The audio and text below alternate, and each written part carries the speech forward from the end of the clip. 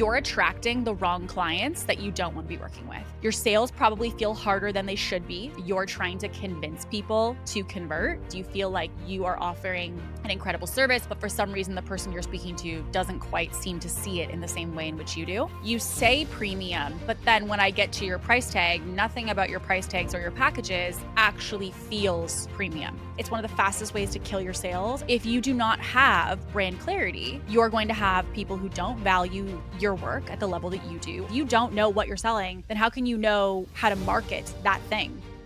Hello and welcome back to Ambitious. Today, we are diving into the 3 tiers of brands. And this episode, we're going to be really, I would say, kind of almost in the structure of like a full-on masterclass, if I'm going to be honest. Now, I want to preface, if you are someone who is a strategy nerd like me when it comes to business, this might be an episode that you want to take out a piece of paper, pen, notes. But also, as you listen to this or watch this, if you are also working right now, you're on a walk, you're in your car, this is also something that absolutely you can just take in and absorb. Because one of the things that I know from this topic when I do this with clients is that this is something that even just hearing me talk about it, you're going to already start to sort and identify and organize the information I'm telling you in very real time while listening. So, why I wanted to talk about this today, and why honestly I think as a business, it's so important that we do have this conversation, is because I see a lot of businesses that are trying to solve a lot of problems or situations that are coming up inside their business that are the root of a brand issue or a lack of brand clarity issue. And, these can be the understanding of brand can be something that impacts literally every area of your business. It impacts the way that you price your services. It impacts the way that you market. It impacts the way that you sell your actual offer or your service. It also greatly impacts the actual people that you are attracting to your business and to your offer. And also, I think the most important thing that I've seen is that it really does impact what people expect of you and what a customer expects of you, what one of your clients expects of you. And there's almost this like planting of seeds that happens all the way up until you start working with a client, that all is a result of brand. And so sometimes people will have situations that happen inside the business and they think, why is this happening? That is because there's been a priming that's happened before they ever became a client that was a result of brand. So, one of the things that I will say is when you don't understand your brand category, when you don't understand your brand positioning, it means that you actually could be creating unintentionally, not consciously, but unintentionally, you may be creating friction within your business without even knowing it. And that could cause some of the issues that you might be experiencing today.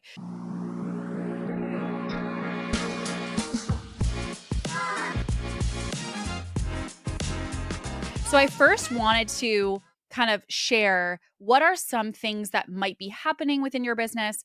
What are some things that might be happening within your brand that are an indicator that maybe you do lack some clarity around your brand category? So, first thing that I would say, I think is the most obvious, is that people will have their marketing show up as one thing or one way, but their actual price says another. So, one of the things that I think, you may be sitting with or that you may be trying to do is to say, like, I really want to have a premium service, right? I hear this all the time. I really want to have a premium service. I want to attract high level clients. I want to attract clients that invest. But you're saying that you want to attract premium clients. You're saying that you want to attract these high level buyers. But then I'm seeing you have massive discounts on your pricing, or I'm seeing you have massive promotions where you're like, get this, this, and this, and this, all these bonuses that are really a way for you to, frankly, verify or validate your price point. And so there becomes this friction because you say premium, you tell yourself you're going to market premium, but then when I get to your price tag, nothing about your price tags or your packages actually feels premium. And that really for the buyer creates a lot of confusion. The way that I want you to think about this is almost like if you walked into a Chanel and you have this like, wow, I can imagine everything in here is probably a very high investment or very expensive. But then you walk in and you're like, oh, it's $200 or oh, it's $150. There's this discrepancy between what we saw within the marketing versus what we actually received. And so we want to first look at, is there any kind of gap between the way that you're marketing and the way that you're actually establishing your prices and establishing your offers? The other way that we see this, which is a big, big indicator in most businesses, is that you're attracting the wrong clients that you don't want to be working with. And this is not to say, by the way, that they're people who don't have the problem you solve. And I think this is a really, really important distinction. I gave this analogy to a client recently, and I said, let's take person A and person B. Person A wants to buy a purse, okay? And person B also wants to buy a purse. Person A is a Target customer, okay? So they are literally going to go to a Target and they're looking for a bag. I would probably say in the bucket of anywhere between $29.99 to probably $60, right? So there's somewhere in that bucket, they're going to look to go buy a purse.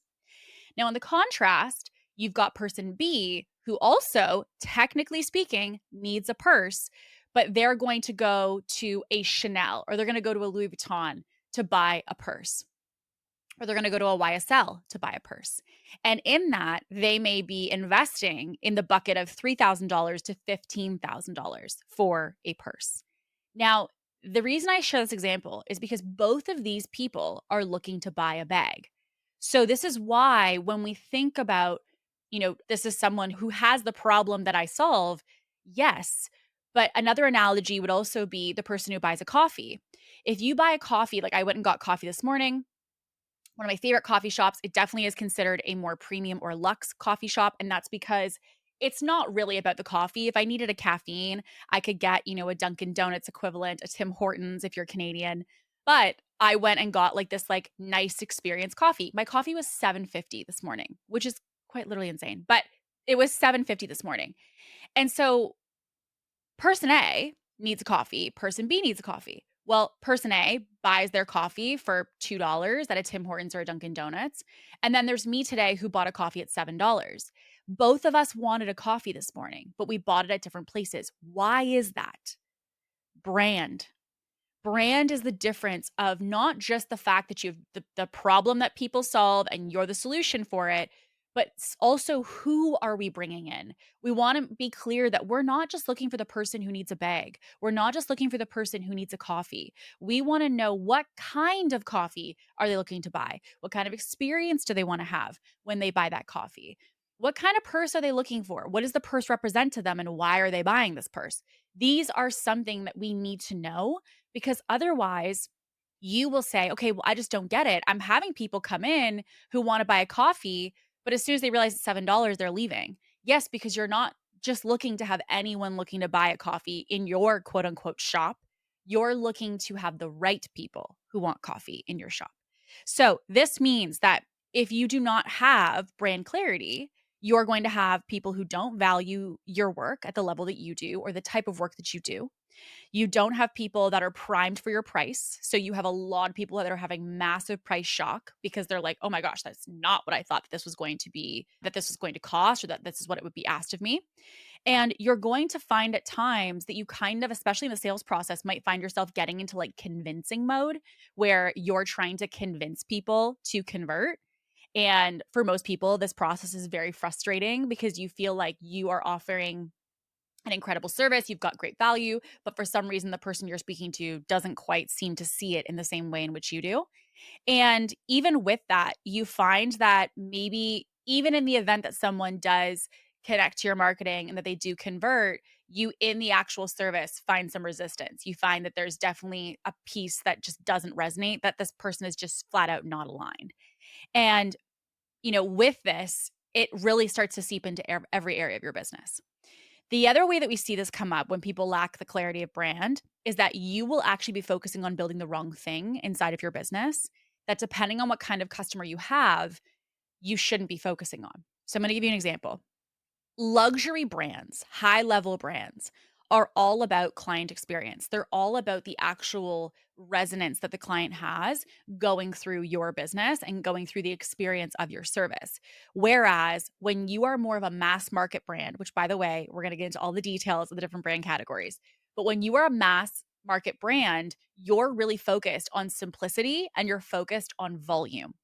And so, if you are somebody who doesn't know what kind of brand you are, there's also a high possibility that you are literally focusing on building the wrong things inside your business, meaning you are spending time and energy on a really, really high level experience and a really high level, process or journey for your customer when really you're a mass market brand. Or on the contrast, maybe you're someone who is a luxury brand, but you're all focused in your business right now on volume. Those two things do not go together. And this is why, again, clarity is going to help you to really establish what am I focusing on? Why am I focusing on this? And who am I really trying to be working with? And what can I build for them specifically? Now, the other thing that I would also say is just the flat out feeling you may have of like something just feels off, like something in your business feels off. And I was just literally making a note before pressing record today of what some of these were that I see with clients. Number one, you are putting content out and it is just not hitting. So like you find that you're producing things, that you are getting content that's going out, but like it's not activating the people you want, or it's just not activating in general.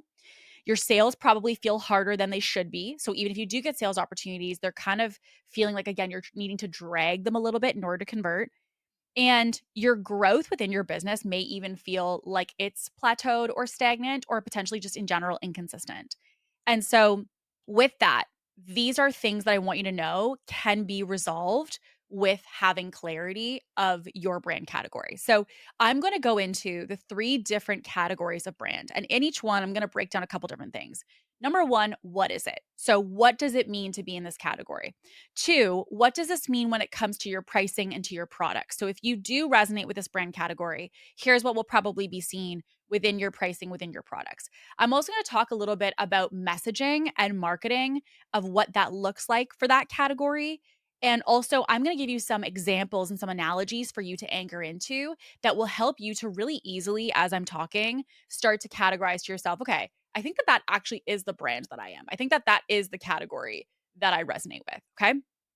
So we're going to be breaking down 3 today, which is number 1, a mass market brand. 2, we're going to be breaking down a premium brand. And 3rd, we're going to be breaking down a luxury brand. Okay. I would say that 9 times out of 10, most of the business owners that I talk to, by the way, are not aware of what these are. So if you're listening to this for the first time or you're watching this and you think, I did not even know that there was 3 brand categories. You're not alone, okay? So I want to first say, if this is new information for you or if this is something you've never heard of before, this is not something that you are alone in. Many brands and businesses that come to me do not have clarity of this. And this is just one of the different areas that we look at to help somebody to understand their brand strategy. So if you're somebody who does not have a brand strategy, if you have no idea what that is, this is one of the aspects that you would want to have clarity of because it does help you to know what brand you're building and why. So first, we want to start off with the mass market brand. And I literally want you to think about this as like a triangle, okay? So the bottom of the triangle is the widest, and that is the mass market brand. There's a reason that this is the widest point, and that is because this is meant to be applicable to the most of society, the most amount of people, okay? So mass market brands are all about being accessible, they are all about being affordable, and they are all about being available to everyone, everywhere. Okay. So accessible, affordable, and available to everyone. So mass market brands, I want to, as we go in today, give you some examples as I talk through this because it will start to kind of connect the dots for you. Easy examples of mass market brands would be Target, Walmart, McDonald's, Old Navy. These are stores and companies and brands that you can literally find anywhere. I think there's like more McDonald's than any other brand or business in the world. And they are literally within every X proximity of one another. There's another McDonald's. And that's something that, again, really speaks to that aspect of always available. It's very accessible. And obviously, as you know, McDonald's is very affordable in the sense that the price points are somewhat probably the lowest that you will find when it comes to food. So, one of the things that we want to know with a mass market brand is that a mass market brand is looking to strictly grow on the basis of volume. Okay. So, think about the amount of volume that goes through a Target or a Walmart or a McDonald's. This is really all built off of tons of quantity of customers that are coming in and out of their doors. They win as a mass market brand by serving as many people as humanly possible. So, this is something that I also want you to think about for yourself, which is not just a matter of which brand am I right now, but also as a business, what kind of business are you looking to build?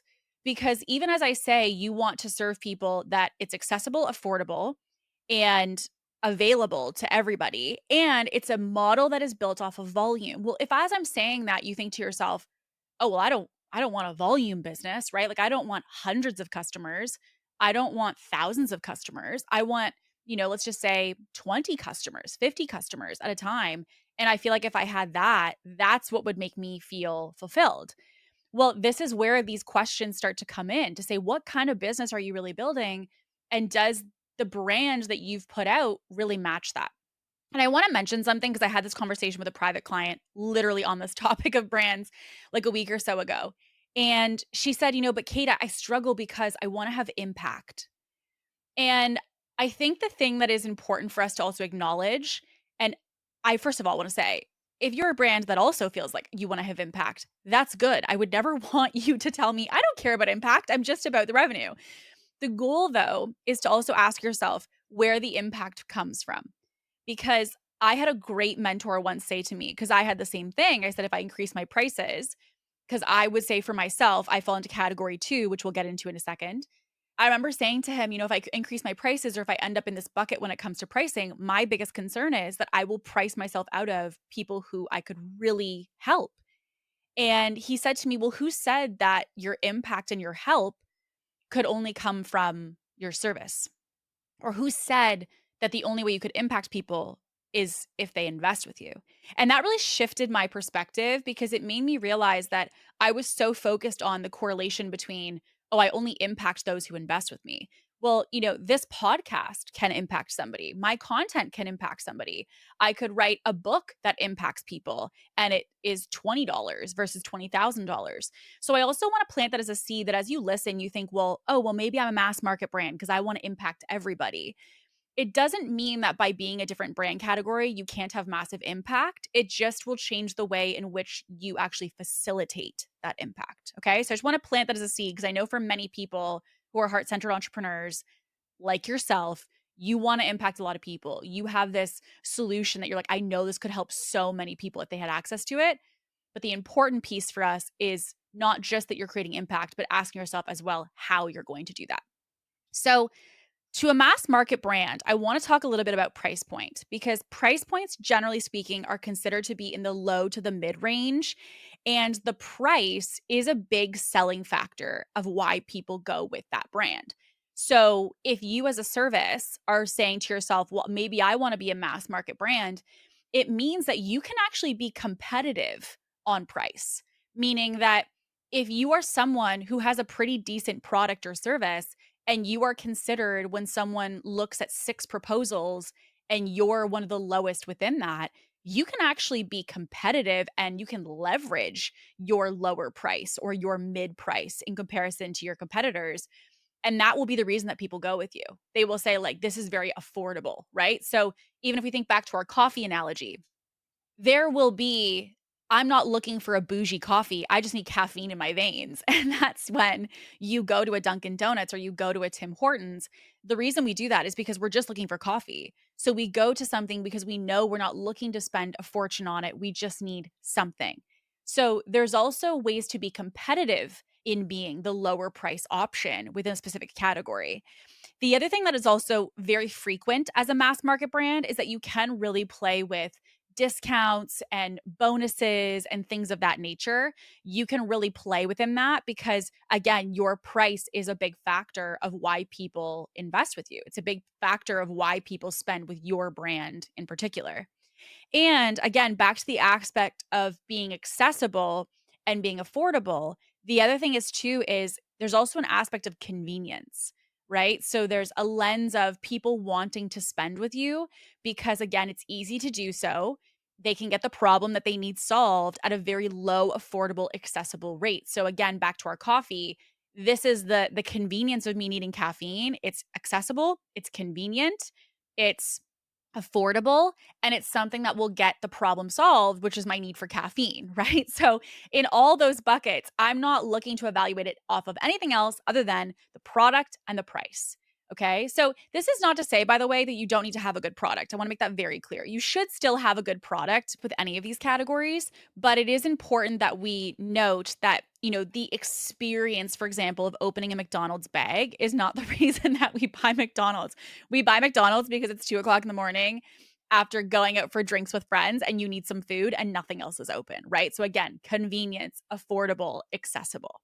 So when we think about marketing, there's also some correlations here as well, which is that marketing doesn't need to overcomplicate why someone is spending.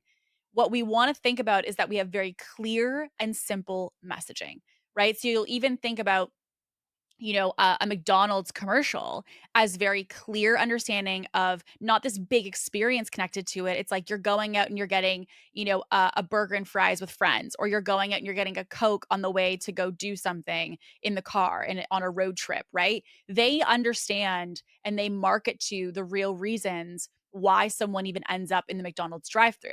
They play to the true problem that they're solving and why they end up at McDonald's in the first place. This is a little bit different than if you think about the contrast of like, the perfume commercials where like she'll spray the perfume and then she's like running through the streets of Paris. You're not going to find that on a mass market brand. And that's because McDonald's doesn't need to frolic in the streets of Paris in order to show you the problem that they're solving with their product. So again, this is why it's really important that you understand which category your brand belongs to and how to market to that category effectively. So the goal within marketing is that you're not looking to speak to a niche audience. This is about the fact that you really do want to try to have your marketing appeal to as many people as possible, which is why, a McDonald's will market to a mom going out for a burger with or chicken nuggets with their kid.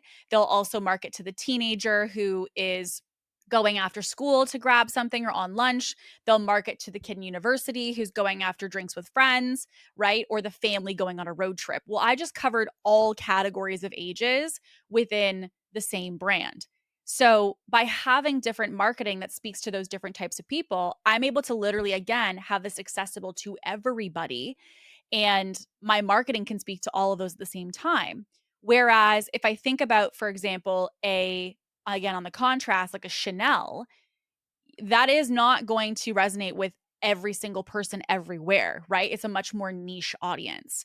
So the marketing of a mass market brand is really all about practicality. There's an emphasis on how accessible it is. There's an emphasis on the ease of how easy you can use it. It's not something where we need to typically market a very big feeling, a very big experience or transformation. There's not a ton of, I wouldn't say deep depth to why we market what we do.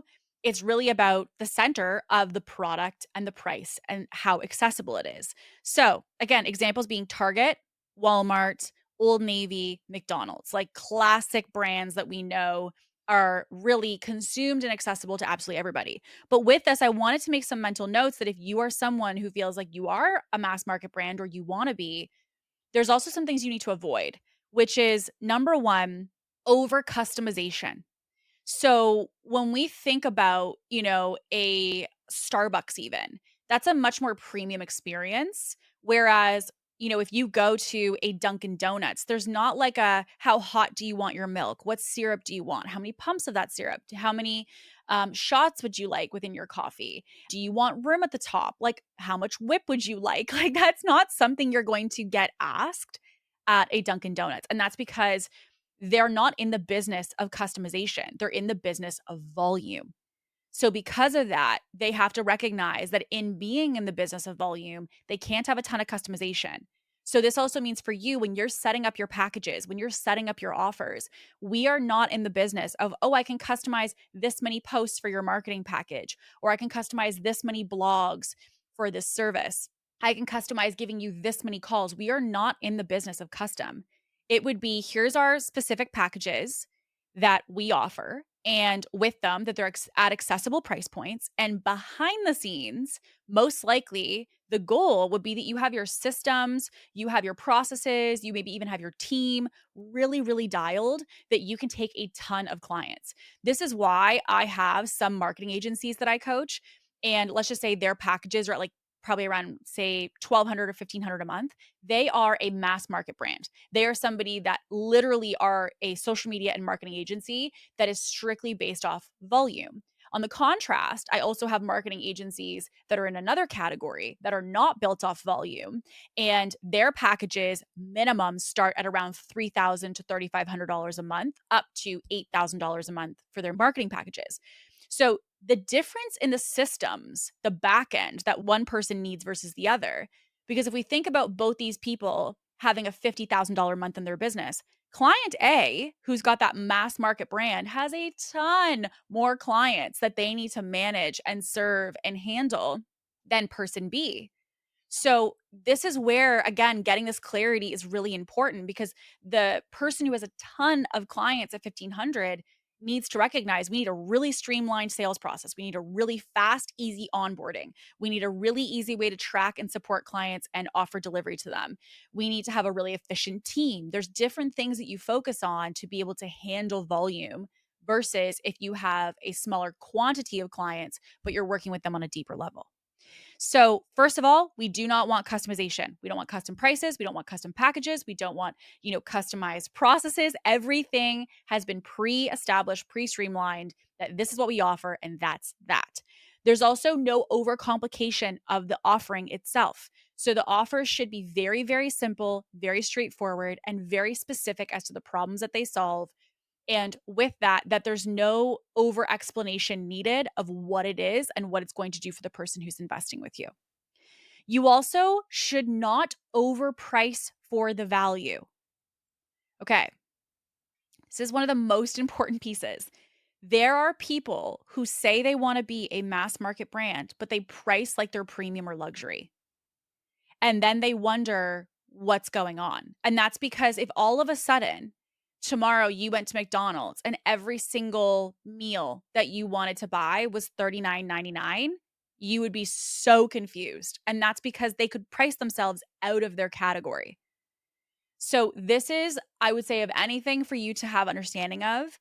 If you're a mass market brand, you have to understand your cap when it comes to pricing, because it means that at a certain point, you're putting yourself into a different brand category, which means your sales process should be different. Your marketing should be different. Your branding, meaning the physical representation of your brand, should be different.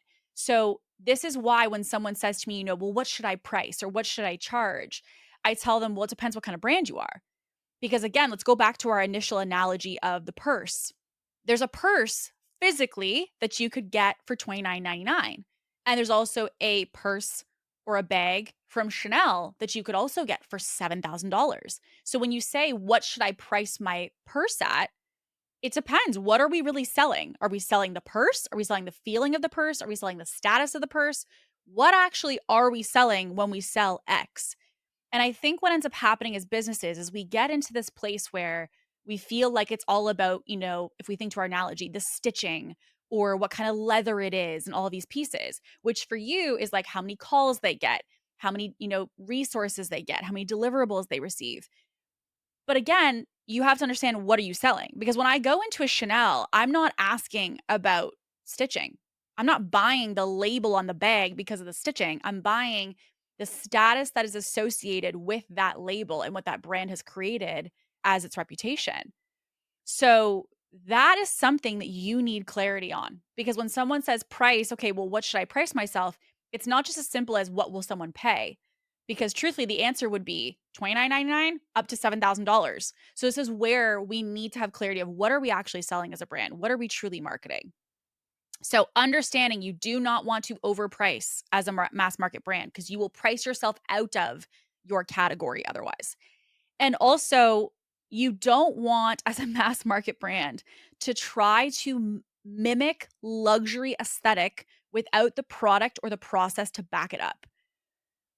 My goodness, this is one of the really big mistakes that people make as a mass market brand. There's this belief that if you market as luxury, that you're going to get people to spend easier or more with you. And it couldn't be further from the truth, because you will recognize that McDonald's is not trying to be Starbucks. McDonald's is not trying to be Chanel.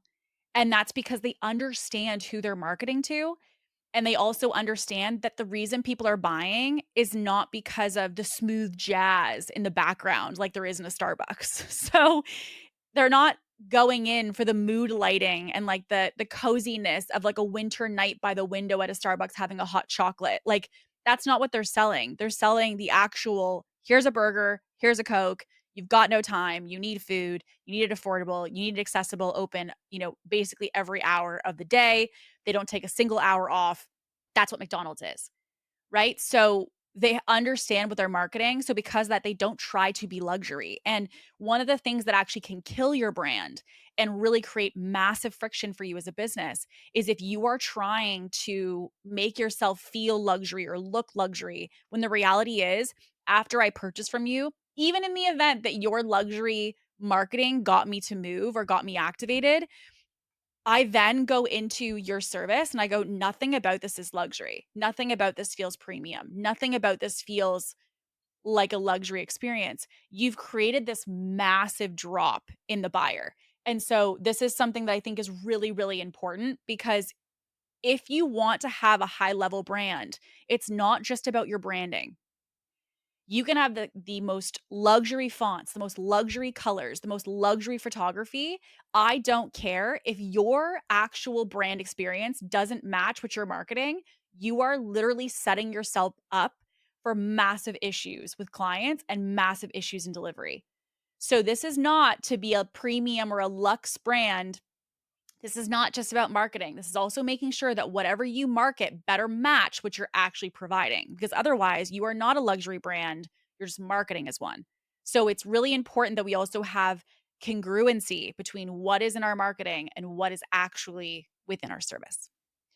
So that leads me to category 2, which is a premium brand. So premium brands are really all about high performance, an elevated experience, and still accessible, maybe not to the entire world, but they are still accessible to a majority of people. Okay. So almost how I want you to think about it is, again, remember, mass markets are at the bottom of this triangle. Stage 2, we've got premium brands. It tightens in the triangle just a little bit. So the amount of people, the width of how many people it can reach starts to tailor in just a bit. Okay. So we're still impacting more people. We're still impacting most of society, but not everybody. This is not like wildly accessible to everyone. And I'm going to give you some examples as to, some brands that I want you to think of as we talk about premium. So one of the premium brands is Nike. Another one would be Apple, Sephora, even Aritzia would technically be a company that would correlate to being a premium brand. And what I want to take a second with this on, think about those brands. Okay, so let's think about Apple, for example. Apple does have an impact on a good majority of society. So think about how many people, even just in your existing family or your friend circle, have an iPhone or have a MacBook or have an iPad, right? You've got kids watching their favorite shows on iPads. You might even be listening or watching this on an iPhone right now or on a MacBook. And so there's a good majority of us who have Apple products in some capacity, one way or another. But it doesn't mean that every single person has the accessibility factor. And this, I think, to me, is the distinction, which is that, yes, this product can be used by a majority of people, but I wouldn't say it's particularly accessible. So, for example, if we go to Sephora, which is also a premium brand, the accessible equivalent of that is like a Maybelline, which is at, your local drugstore or pharmacy. You will find drugstore makeup, which is, like a Maybelline, a L'Oreal. NYX would also be another, technically mass market beauty brand. They're in the drugstore. Anybody and everybody buys those products. They're technically the lowest level product of makeup that's really available for you to purchase. So the next tier would be premium, which is walking into a Sephora. So, can you get a lipstick at the drugstore for $7.99? Yes. Can you also then go to Sephora, which is the next level up, and get a lipstick for, say, $15? Yes. So it's not quite in the luxury bucket, meaning you're not buying a $50, $70 lipstick per se. I mean, there's still options like that in Sephora, but it's not necessarily that you have to spend that by going into the Sephora store.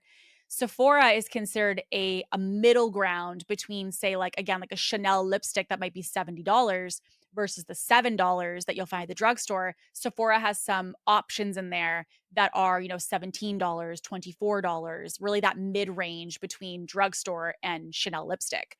So this is meant to be that middle tier. And so again, it's available to a lot of people. When you think about the ideal customer, we've got little, which is crazy. It's its own conversation, but there's like little kids now.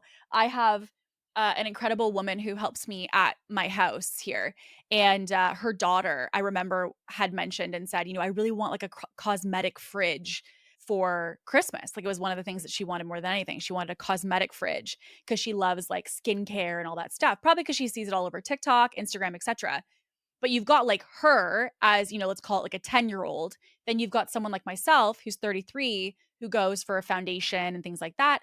And then you've also got, an older generation who's going in as well. And so again, think about, they are helping a bunch of different categories of people, a bunch of different age demographics. They're solving a lot of different ranges of prices. So you can get a Chanel lipstick in there, but you also can get things that are, 20, 25, $30. So there's really like this ability for anybody really, or I would say like 70% of society as women or anyone who enjoys, cosmetic products, to walk into the store and be served in some capacity. And that really is what the essence of a premium brand is that there really is, again, the ability to serve a good amount of people, just not every single person inside society. So the focus for a premium brand is all about the value that they provide, as well as the emotional appeal of the experience.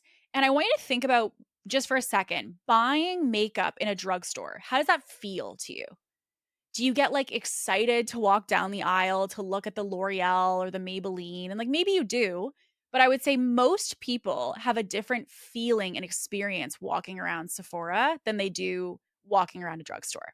So because of that, the reason that is because a Sephora is trying to sell an experience, but I want to be clear, they're not selling exclusivity. So it's not so exclusive that it excludes a good amount of society. It's still elevated as an experience, but it's not so exclusive that it eliminates a majority of society. And the other thing that I think is also connected to it is, in general, there's a better product, right? So another example of this is Apple. And so Apple, think about the experience element, right? So before Apple existed, very rarely would we have these experiences of testing out a computer. There wasn't really like this nice experience of walking into a store. Before that, at least to my memory, we would walk into like a Best Buy and we would have the phone that's like connected to this like lanyard thing, or to the string for security purposes. And it wasn't really like a nice experience. You were at a major retailer typically when you bought a computer, and there wasn't an experience associated with buying a laptop or buying a phone. But now you walk into an Apple store and it's very light and it's bright and it's clean, and you've got people who are welcoming you at the door, and you have all these counters that are set up with opportunities for you to trial the product and to take photos on the new iPhone and all of these things. What they did is they took what used to be mass market, buy the laptop, buy the phone, and they started to create a premium category, which was to experience a phone, to experience a laptop. The same thing is true when it comes to, if you've ever seen, Apple will host these seminars and these events where they will reveal the product before it's gone live to influencers, big brands, retailers. And so they will literally have stadiums of presentations that are an experience of the product. Prior to that, we had none of that when it came to laptops. We had none of that when it came to computers or phones for that matter.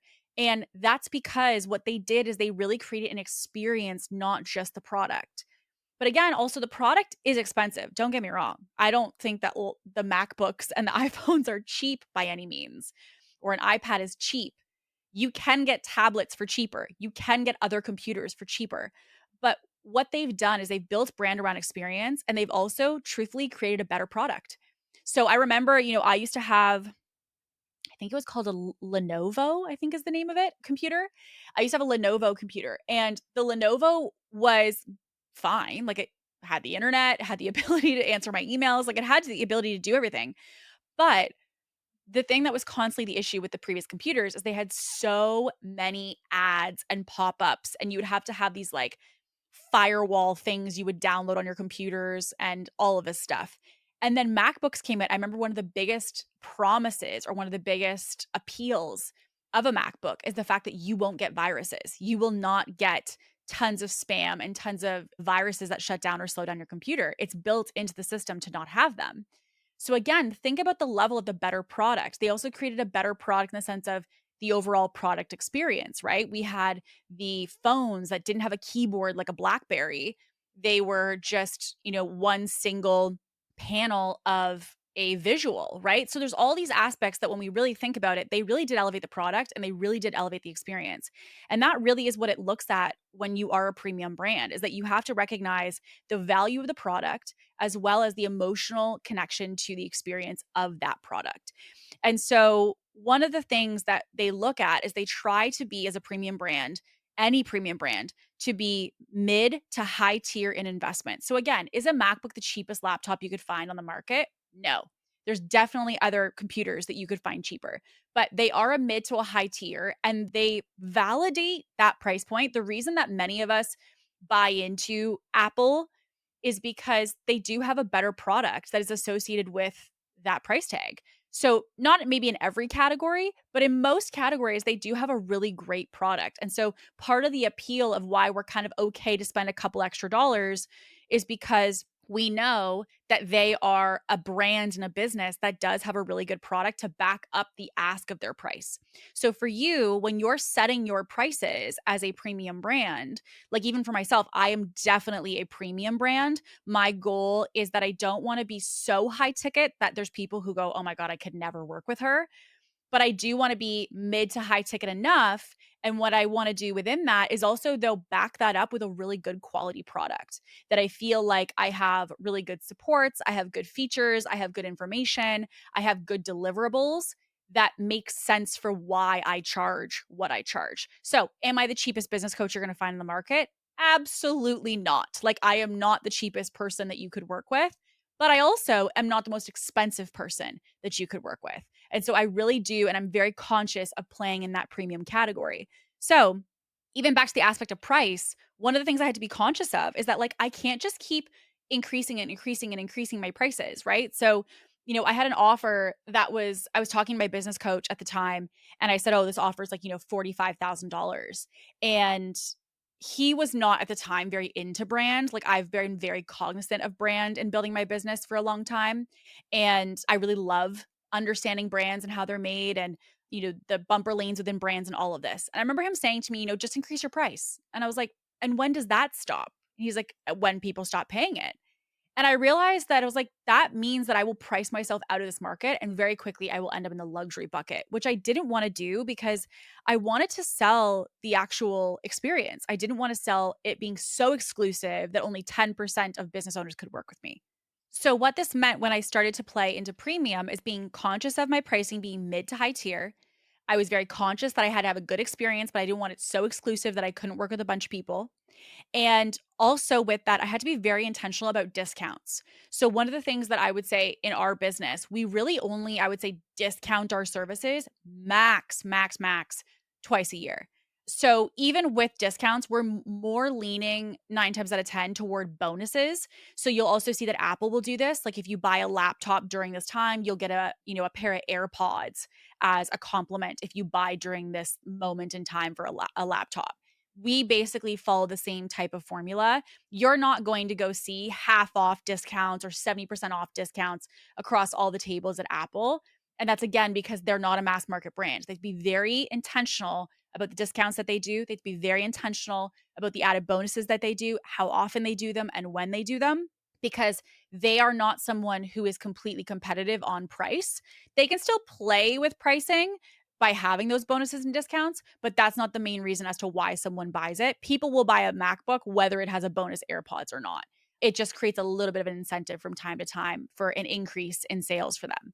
So, the other thing that I think is also a big piece of this is that when it comes to marketing, we are selling just as much an identity and an aspiration as we are anything else. So when you want to market to a premium customer by being a premium brand, you have to have good content.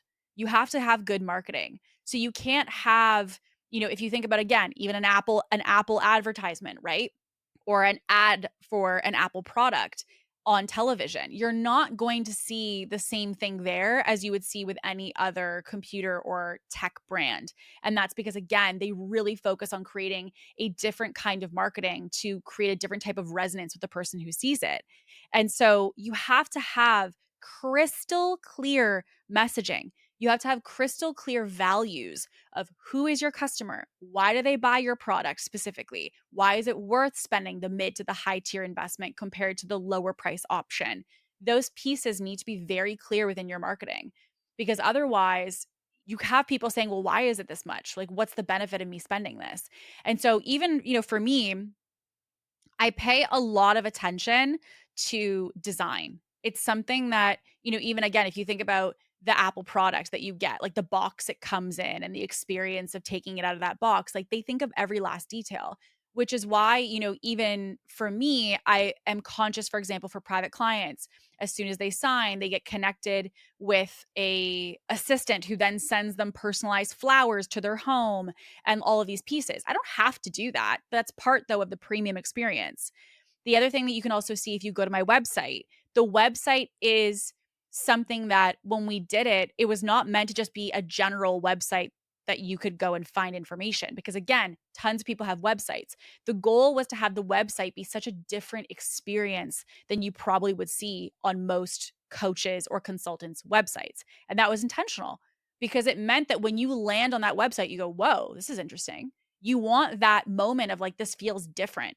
And that's why we did it, is because if I just had the same website as everybody else, I very quickly would get put in that mass market brand. Instead, I wanted the equivalent when someone goes through my site for them to actually go into my quote unquote Apple store. I wanted them to realize this doesn't feel like any other website that I've been on by the way that the pages scroll or the landing page that opens as soon as they hit the website. Like all of those pieces are something that I wanted to feel unique, which over time are planting seeds of the feeling and experience again of that premium brand. So the thing is, you want to think about when you are becoming one of these brands that you are not, things to avoid, constantly discounting.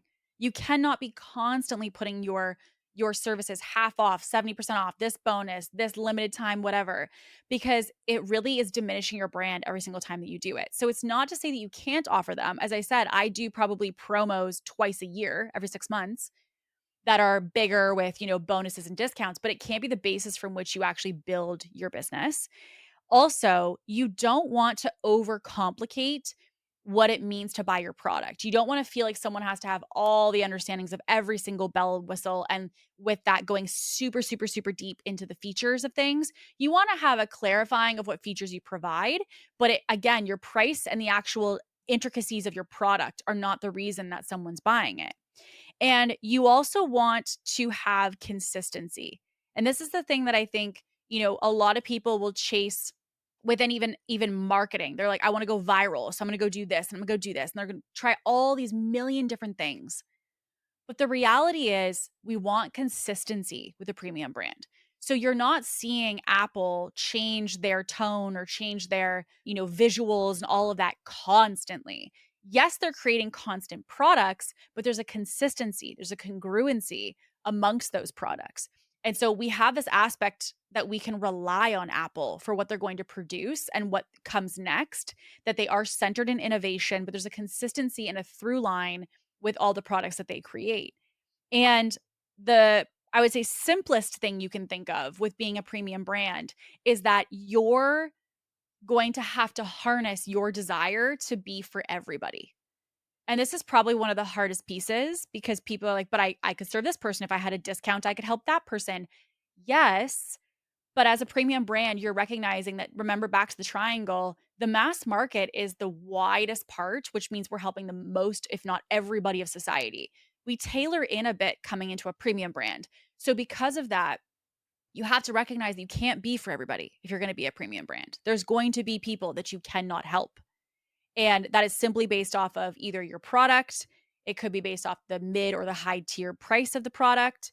It could be that they don't value what you value within the product, but you kind of have to be okay with that because you're not so exclusive that you're like a Chanel where you're only for the 10% of society or 5% of society, but you're also not for the 95% of society. I would say maybe you're for like the 60%, the 70% of society, which is that there's going to be people who don't invest with you as a brand, but your desire to be like, I want to be for everybody is killing your ability to really succeed as a premium brand. And that's because you won't actually put up those boundaries to realize, no, like a MacBook costs this much, our iPhone costs this much. Like, this is just how we do things. You kind of have to have those values that are really strong because if you don't, at the first moment of weakness within your business, whether that weakness be, you feel like your sales are not where you want them to be, or your marketing is not where you want it to be, it can be really easy to be like, we're going to slap a discount on this. We're going to put this on sale. We're going to put this on promo. And while maybe, yeah, it might get you a quick, cash influx of a couple sales, it's ultimately long-term over time really killing your brand.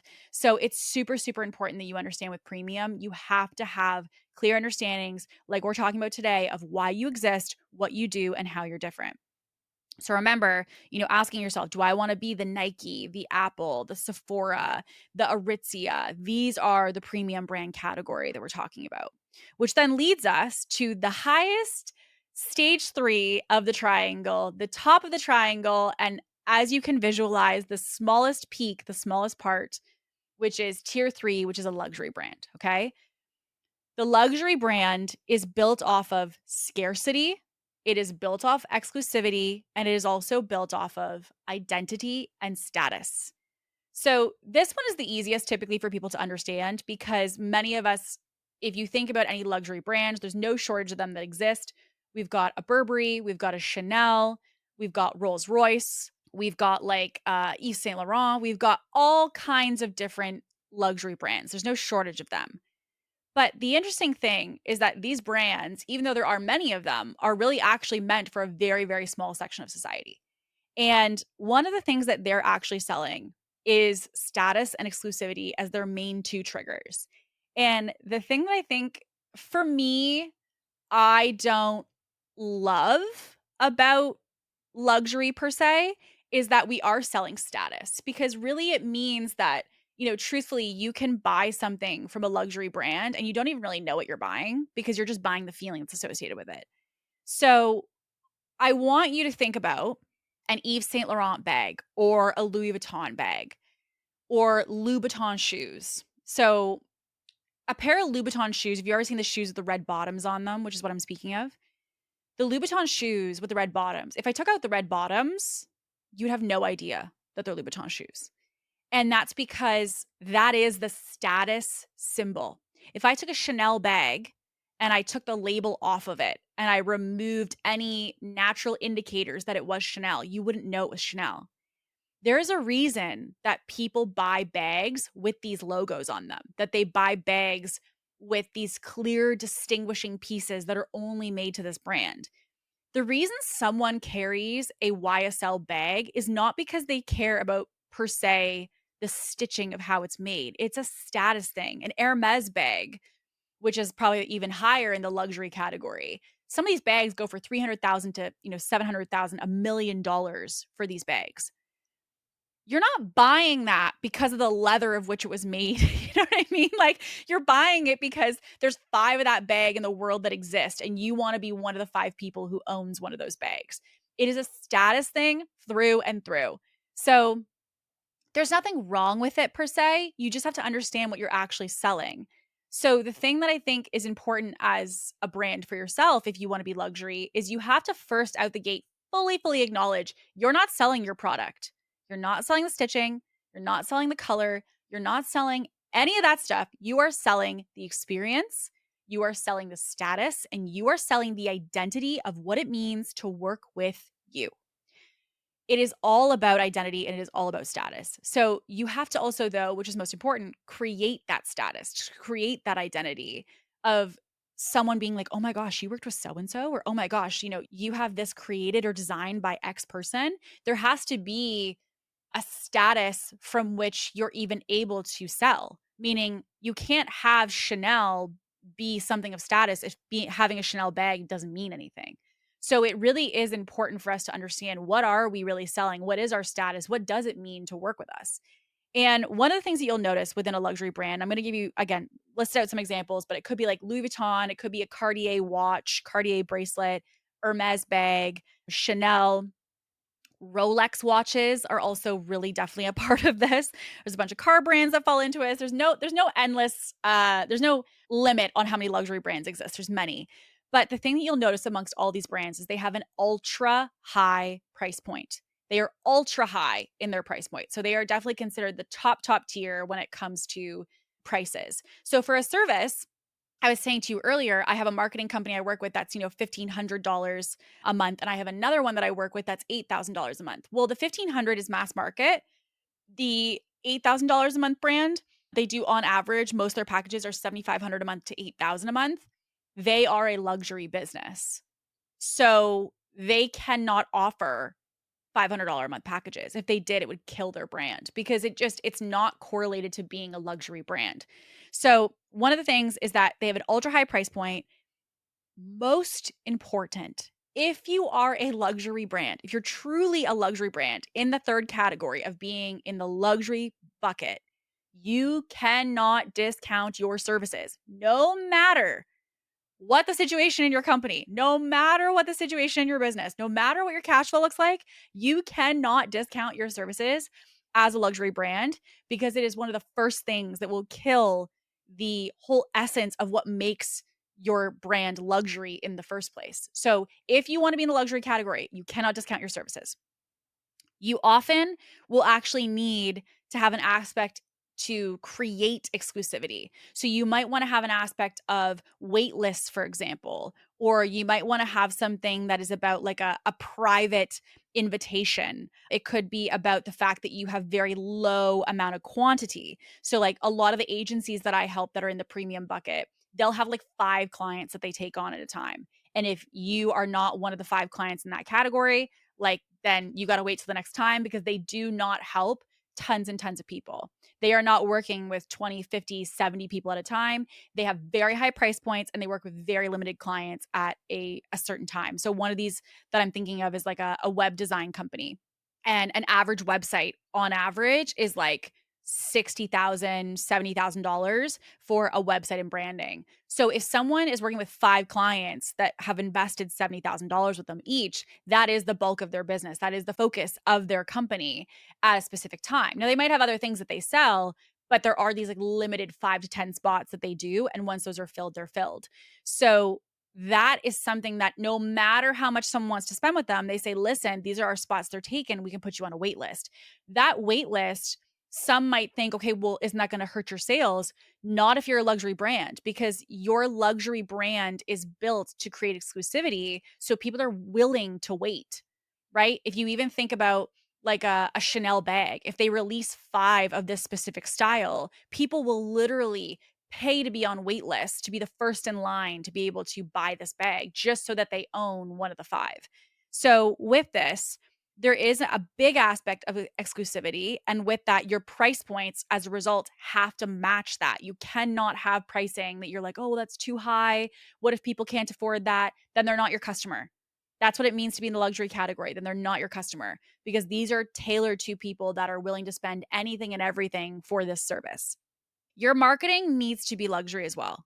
So one of the things that we also see as a contrast is that people have luxury price tags that they want to ask, but then I have to humble them very quickly to say like, listen, your marketing and your brand, even though you want to charge this price tag, meaning you want to charge, the $9,000 a month for your retainer or the 10,000, which I have clients do, that's fine, but your branding better match that. And so if your brand and your marketing doesn't correlate with the price that you're asking, your client is not being primed to pay that price. So it's not because you don't deserve that. It's not because your offer or service isn't worth that. It's because your marketing doesn't match what you're asking. And so until those two things can be consistent and congruent, you're not going to have people easily spending $8,000 a month on your service.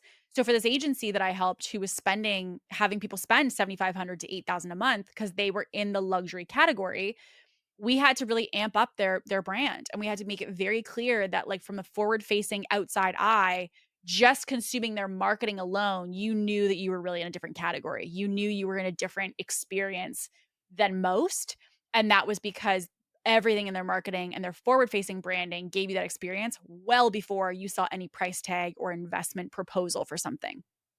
Now, there's also a lot of storytelling that happens in luxury brands. So they're not really selling the product, as I said. So you're not going to have, a lot of nuts and bolts details about the product. You're not going to have a lot of pushing of the features and the deliverables. Truthfully, almost none of that matters in a luxury brand. All they're selling is the feeling. So remember earlier when we were talking about the perfume commercial? This is a luxury brand. When you see like a Chanel, you're not seeing the perfume and the notes of what it smells like and all of these things. You'll see like there's a commercial I remember like vividly. It was J'adore, I think was the perfume. And it was a girl who like sprays it on herself, and then she goes in like the streets of Paris and she's like swinging herself around a light post, and then she like embraces this guy and kisses him, and then they're like frolicking through the streets together. Tell me what that tells me about the perfume. It tells me nothing. I have no idea what it smells like. I have no idea anything, literally anything. But the thing is, that's not what they're selling. They're selling the romance that's connected to this perfume. They're selling the feeling of just femininity that they try to transfer in this ad or in this, in this marketing. And so her swinging around a light post in Paris has literally nothing to do with the perfume. But the reason that that's effective is because they're tapping into an emotion and an identity.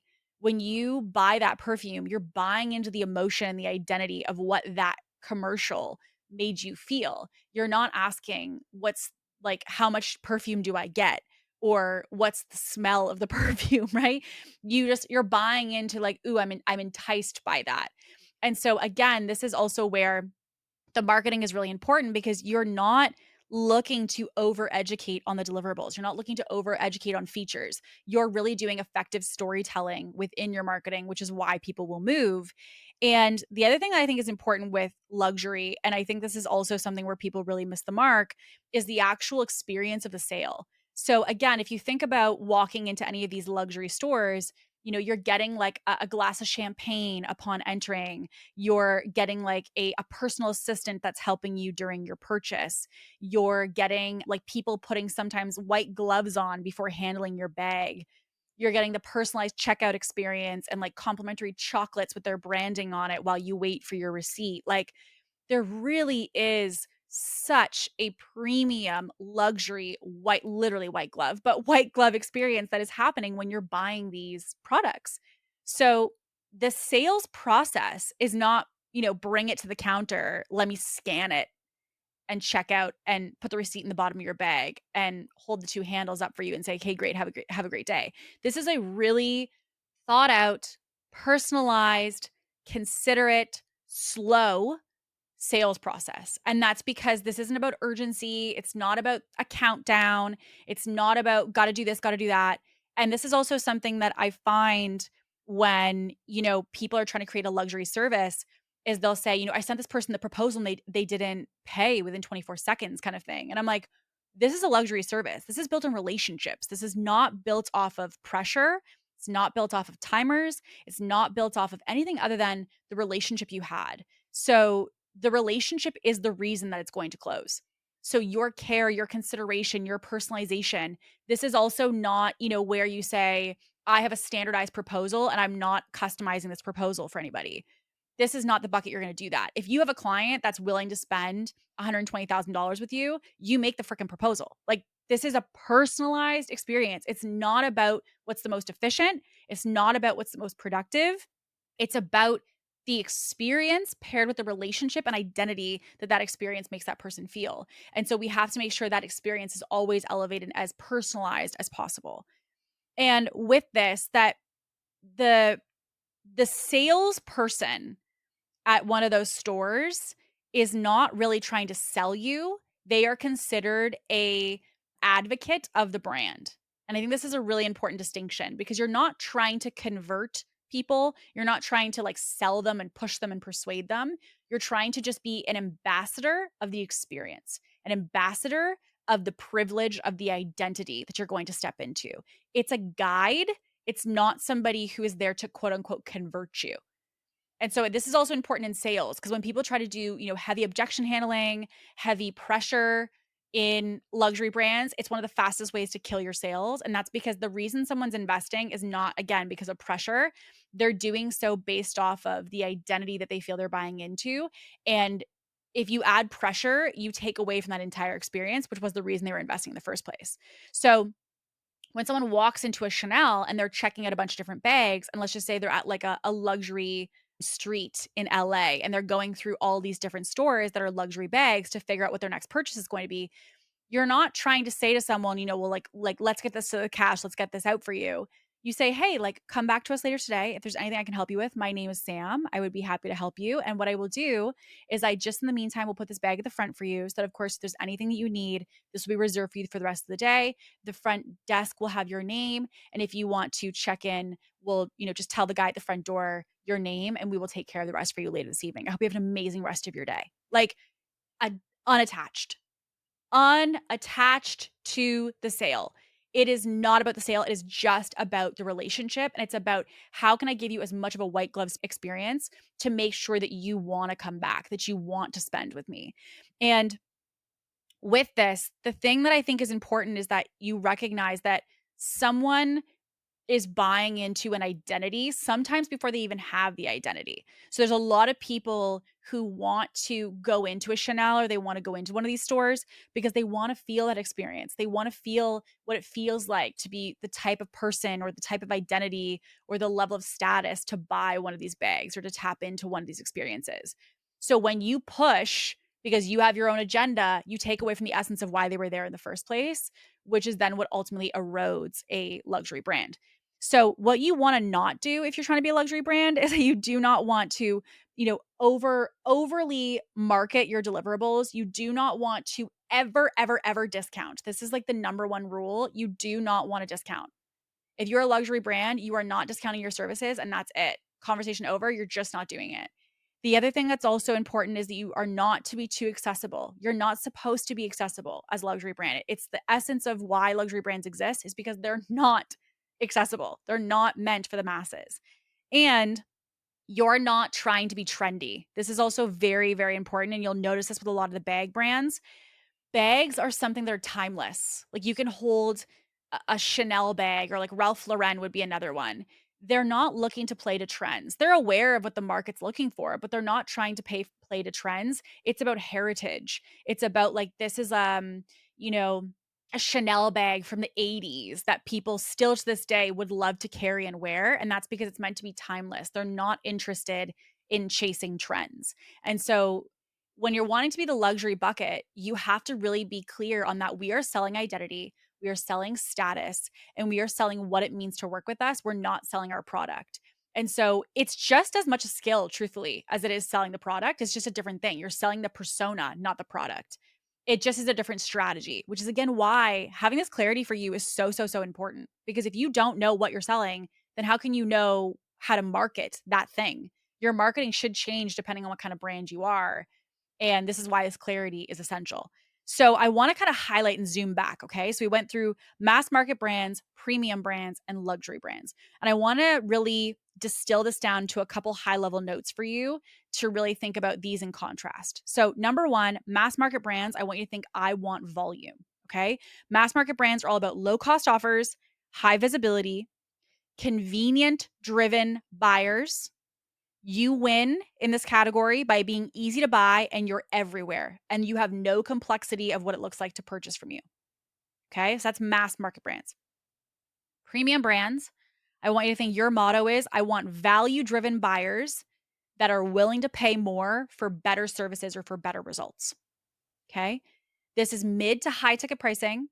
You invest for yourself into brand, content, and customer experience. So you care about those three buckets within your business, and you will avoid discount addiction, is how I would put it. So you still can discount, but you can't overly discount your services or overly promo. Now, luxury is that you are looking to work with people who want exclusivity and depth over reach. You're looking to go, again, think of the top of that triangle with the smallest point of society. It's the tip of the triangle, but it is obviously the smallest, which means you're not able to work with as many people as you might in the other categories. Super, super high price point, white glove experience, deep brand identity, and you're not meant to be accessible. And as a result, you are not going to be overly promotional about what it is that you're selling. So, the reason, as I said, I wanted to dive into this for you today is the goal is that you, I hope, at this moment are like, I think I know which one I am. And I want to say, to put a bow on today, there is not a better or a worse bucket or category to be part of. So I want to make it very clear that I think there's a lot of narratives that say if you're like a Chanel, you're more successful, or if you're, an Apple, it's more successful. It truthfully doesn't matter. They're just all different types of brands. Walmart is a huge, huge company. McDonald's is a huge company. So I do not want you to feel that to scale your business, you have to fall into premium or luxury. And I think it's a massive misconception that people believe you can't scale a business by being mass market. And it's literally not, it couldn't be further from the truth. You do not need to be in the premium, i.e., mid range or high range of a luxury brand in order to be successful in your scaling.